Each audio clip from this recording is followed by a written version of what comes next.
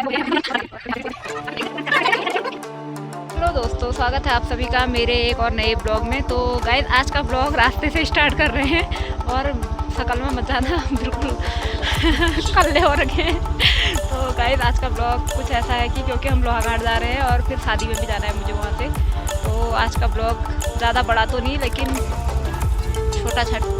तो गाइस, जब हम ढेरनाथ से आगे को चल रहे थे तो रोड में धूल धाल थी और हम चलते चलते आगे को जाते रहे और थोड़ी देर तक स्लो चलाई क्योंकि खड्डे बहुत थे रोड में और हम जाते रहते थे क्योंकि हमारा एक प्रोग्राम भी है वहाँ हॉस्पिटल में। और हॉस्पिटल के बाद मैं मौसी के वहाँ जाऊँगी, वहाँ से मेरे को शादी में जाना है मेरी फ्रेंड के यहाँ पे। और गाइस, यहाँ पे आप देख सकते हो कितना सुंदर हिमालय का व्यू आ रहा है क्योंकि शिवानी को अभी उतना आइडिया नहीं है तो वो पीछे से जूम करके नहीं दिखाना चाहिए। अगर मैं स्कूटी नहीं चला रही होती तो मैं आपको जूम करके दिखाती। रुकने का भी टाइम नहीं था क्योंकि हमको 9 बजे प्रोग्राम में पहुंचा था, 10 बजे हमको 9:45 यहीं हो गया था, तो ज़्यादा स्पीड में भी नहीं चला सकती थी मैं और रुक भी नहीं सकती थी। तो हम जा रहे थे, हमको लगा कि शाम को आते टाइम हिमालय अच्छा दिखेगा तो हम आते टाइम वीडियो बनाएंगे, लेकिन नहीं हो पाया गाइस क्योंकि मैं अलग आई, शिवानी अलग आई और मैं अपनी स्टिक नहीं ले गई थी। तो इस चक्कर में आते समय का व्यूज़ आपको नहीं देखने को मिलेगा। और हम जा रहे थे, ये पहुंच गए हम ढेरनाथ के मंदिर के वहाँ पे। यहाँ से हिमालय का व्यूज़ इतना बढ़िया आता है और इससे ज़्यादा अच्छा आगे है। और यहाँ की एक ख़ास बात यह है कि यहाँ पे से जो ज़मीन है वो लगती है प्लेन से जैसी, क्योंकि यहाँ पे सीधी रोड और खेत, मतलब जैसे तराई क्षेत्र में खेत होते हैं, मैदानी क्षेत्र में सॉरी, वैसे ही लगते हैं।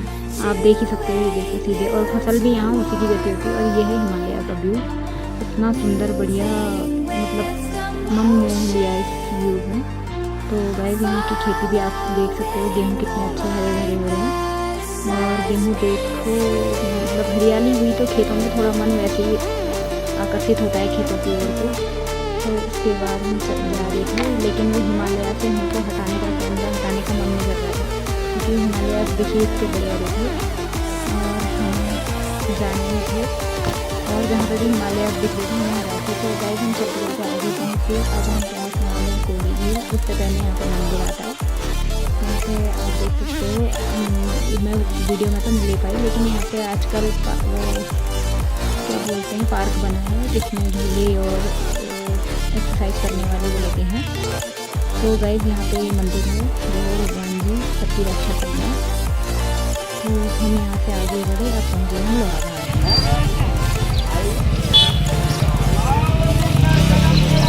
कैंसर मुक्त भारत बनाए,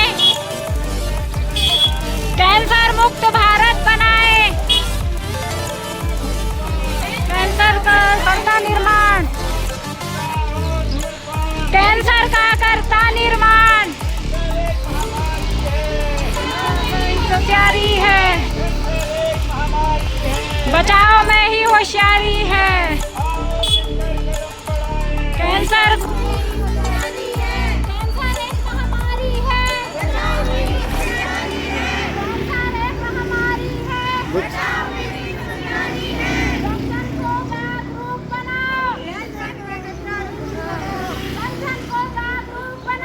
कैंसर का खतरा दूर भगाओ, आओ मिलकर कदम बढ़ाएं, कैंसर मुक्त भारत बनाएं, आओ मिलकर कदम बढ़ाएं, कैंसर मुक्त भारत बनाएं, तंबाकू गुटखा और धूम्रपान, कैंसर का करता निर्माण, तंबाकू गुटखा और धूम्रपान, कैंसर का करता निर्माण, कैंसर एक महामारी है, बचाव में ही होशियारी है, कैंसर एक महामारी है, बचाव में ही होशियारी है, कैंसर एक महामारी है।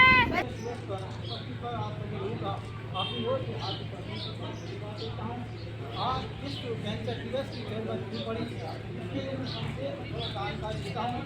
विश्व कैंसर दिवस 7 फरवरी 2020 में इसकी स्थापना हुई थी सरकार द्वारा, WHO द्वारा इसकी स्थापना हमारे विश्व में 7 फरवरी को कैंसर दिवस मनाया जाता है। कैंसर दिवस को हम बचने के लिए 3 चीज़ का त्याग करना चाहिए। समाज में आ रही रणनीतियाँ हैं जैसे तमाकू है, नशीले पदार्थ का सेवन करना, एक होती है मास्क टीका अन्य जो भी दूध नाशक दवाई हैं उनके भी कैंसर बच्चों को देते हैं। इससे बचाव के लिए हमारा ये कार्यक्रम हम चला जा रहा है। इसके लिए मैं समझ चुकी करता हूँ और मैं इस मंत्र को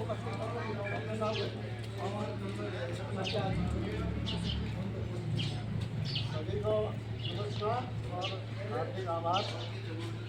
जैसे आपको विदित है विश्व कैंसर दिवस के अवसर पर हम लोग एकत्रित हुए हैं और कैंसर जो है एक ऐसी बीमारी है जो समाज के बीच में फैली है जिसका इलाज तो है लेकिन इसकी जानकारी समय पर होना बहुत आवश्यक है, जिसके लिए हमें समय समय पर अपने शरीर में स्वास्थ्य जाँच करने की आवश्यकता होती है। और उन लोगों को मतलब भ्रम हो गया कि कैंसर का इलाज नहीं होता, आरंभिक चरण में कैंसर का आसानी से इलाज हो जाता है। लेकिन इसका मूल कारण ये है कि हम बहुत देर से इसके बारे में जानकारी पाते हैं, तो जिसके कारण ये बिगड़ता जाता है। कैंसर कई कारणों से होता है, इसमें मुख्यतया जो है धूम्रपान तम्बाकू गुटखे के सेवन से इसको कैंसर को बहुत ज़्यादा खुराक मिलती है। इसके अलावा भी कैंसर के होते बहुत कारण है, इसको होने के कारण बहुत सारे हैं। उनके संदर्भ में हमारे डॉक्टर साहब और संक्षिप्त में जानकारी और आज जो जागरूकता संबंधी कार्यक्रम करने के लिए हमें जो है इस चरण में मैं बताना चाहूँगा कि आज फोटो भी खींचेंगे के रूप में हो जाएगी फोटो पहले वीडियो बना लेते हैं। आगे निकलेंगे तो आगे की जानकारी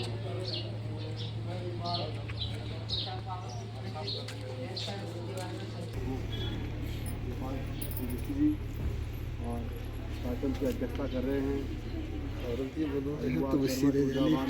जिला चिकित्सालय के चिकित्सा अधीक्षक डॉक्टर विराज राठौर जी और हमारे वरिष्ठ पत्रकार भी हैं और PLB में लगातार जो कार्य कर रहे हैं ऐसे बड़े भाई राजीव गुलारी जी, हमारे वरिष्ठ श्री भगवान सिंह पटियाल जी, नवीन पंजी, हमारे मेहरा जी सहित आप सभी लोगों का मैं धन्यवाद करना चाहता हूँ कि आप समय समय पर आपके द्वारा यहाँ जन जागरूकता शिविर लगाए जाते हैं। लेकिन आज विश्व कैंसर दिवस के अवसर पर आपने जो जन जागरूकता शिविर यहाँ पर लगाया है, निश्चित रूप से आप सभी लोग बधाई के पात्र हैं और आज बहुत अच्छी संख्या आप लोग की देखने को मिली।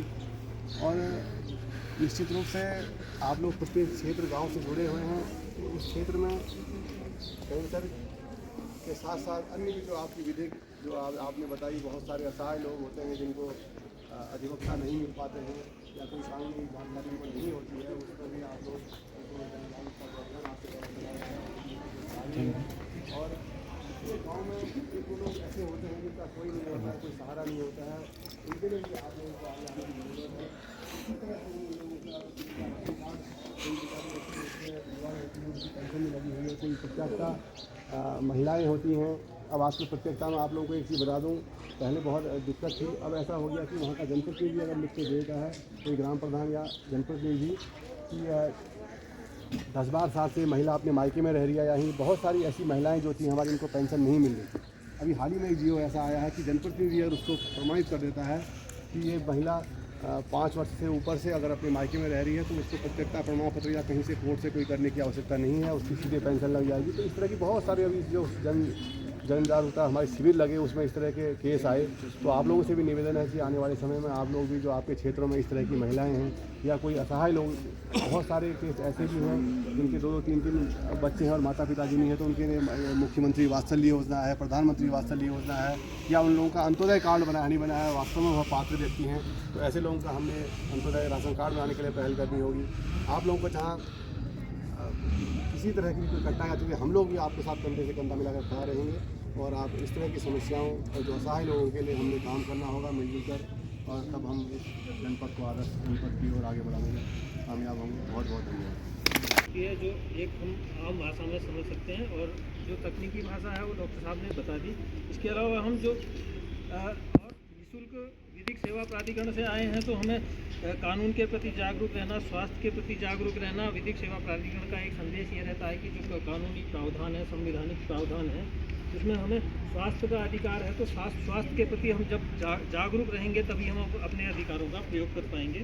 तो इन्हीं शब्दों के साथ मैं अपनी वाणी को विराम देता हूँ। फिर मैं पहुंच चुकी थी मौसी के वहाँ और आते समय मुझे दिखाने का ध्यान नहीं रहा, लेकिन फिर उसके बाद मैं आई तो भैया मेरे ईयरबड को देखने लग गया। उसके बाद बेबो ने उसके हाथ से छीन लिया, तो भैया को पता चल गया कि मैं कैमरे में वीडियो बना रही हूँ, तो वो थोड़ा शर्मा के इधर उधर जाने लग गया। तो वो थोड़ा कैमरे से झिझकता है, तो उसने भैया होने लग गया है तैयार लाइट जला और हम जाएंगे शादी में थी ईयरबड की। आहा। ये दोनों मतलब आपस में लड़ने के लिए तैयार थे उसी ईयरबड के लिए। तो गाइस फिर मैं भैया के सिर में लगाने लग गई तेल, और भैया इतना परेशान कर रहा था भैया को, क्योंकि उसने मतलब वीडियो बना रही थी बेबो, तो उसको इतनी दिक्कत हो रही थी कि मैं बनाऊंगा, मैं भी बनाऊंगा। तो उसके मैंने तेल लगाया और फिर मैंने उसको मजाक करी, तो तब वो खुश हो गया और उसके बाद थोड़ी देर उसने तेल लगाने दिया। बाद में मैंने भैया से बोला वीडियो बना, तो भैया ने वीडियो नहीं बनाई और इतनी गंदी वीडियो बनाई कि मैं वो वीडियो को अपलोड भी नहीं कर पाई। तो बच्चों के हाथ पे ऐसा ही होता है, लेकिन बेबो बना रही थी तो भैया को हो रहा था, फिर मैंने उसको कंघी दिखाते हुए हंसा दिया। उसके बाद वो थोड़ी देर शांत हो गया, फिर उसको मैंने कैमरा दिया, लेकिन वो वीडियो डालने लायक नहीं है। तो गाइस हम लोग हो गए हैं तैयार, ये है भाभी का फाइनल लुक और मेरा लुक। अब हम जाते हैं शादी में और मिलते हैं रास्ते से सबको दिखाते हुए। तो गाइस दीदी और भाभियाँ तैयार हो चुकी हैं और अब हम चलते हैं आगे को शादी में। ये भैया और बेबो के तो कपड़े ही। तो गाइस हम लोग वहाँ पहुँचे, नाच दुल्हन का डांस शुरू हो रहा था और हमने दुल्हन का डांस देखा। तो दुल्हन बहुत बढ़िया नाच कर रही थी। इसकी शादी खेती खान ही हो रही है, वैसे जोशी उड़ा के हैं ये, लेकिन रहते खेती खान है।